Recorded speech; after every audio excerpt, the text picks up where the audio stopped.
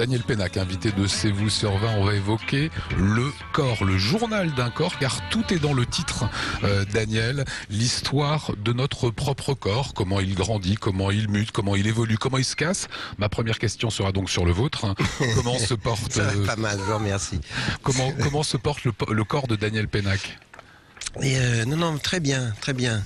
Ce qui est, après l'écriture d'un livre, c'est pas toujours le cas, parce que tant que vous êtes dans le livre, vous êtes sous pression, obsédé, et votre corps, d'une certaine façon, n'existe plus. Il se réduit au poignet ou aux 10 doigts qu'il frappe. Mais une fois passé les 2 ou 3 ou 4 années d'écriture, quand tout d'un coup, vous êtes là, le corps peut se manifester. Alors c'est un livre passionnant. Alors je le dis vraiment parce que j'ai pris beaucoup de plaisir à le découvrir. Le pitch est très simple. Un écrivain, on va dire, Daniel Pénac, reçoit une sorte de cadeau post-mortem par une de ses amies.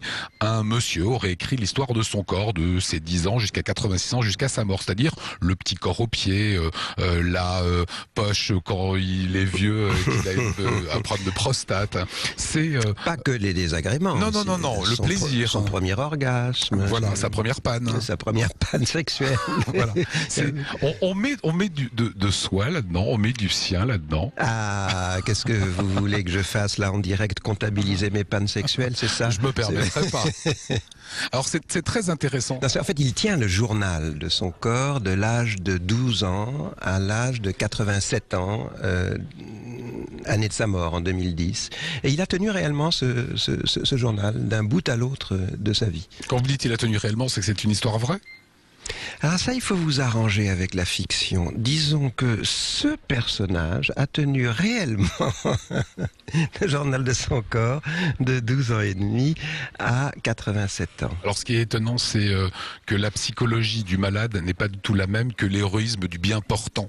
Et vous l'expliquez en disant, voilà, si jamais il doit m'arriver ça, moi je préfère me flinguer. En tout cas, c'est écrit comme cela. C'est quelque chose qui me distrait toujours, ça, le courage du bien portant.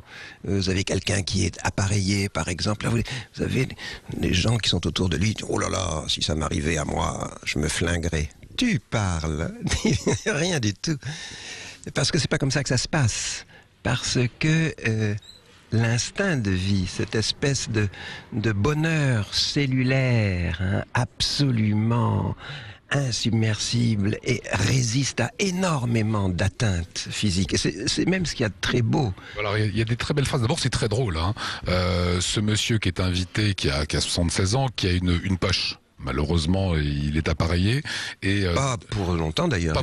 Il va guérir. Voilà. Il va guérir. Mais durant une soirée, raconter l'anecdote, durant une soirée, à table chez des amis, sa poche des branches. Et donc... on peut le lire, on va le lire puisque vous l'avez. Dimanche 8 décembre 1996. Hier soir, incident chez les A, où nous dînions pour la première fois. Un croisement intempestif de mes jambes a débranché mon bazar. C'est sa sonde. Mon pied gauche a fait sauter le tuyau, ça s'est mis à couler le long de mon mollet droit et à se répandre en flaque autour de mon pied. J'ai fait mine de laisser tomber ma serviette, j'ai plongé sous la table, épongé, rebranché, ni vu ni connu. Me méfier de ça désormais.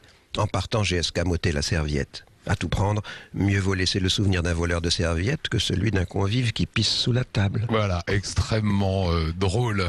Alors il y a des choses, on sent que c'est du vécu sur le fait d'être à l'hôpital. Vous ne voulez voir personne, ou en tout cas... Ça c'est vrai. Il faut se faire une compagnie des gens qui nous entourent là où nous sommes.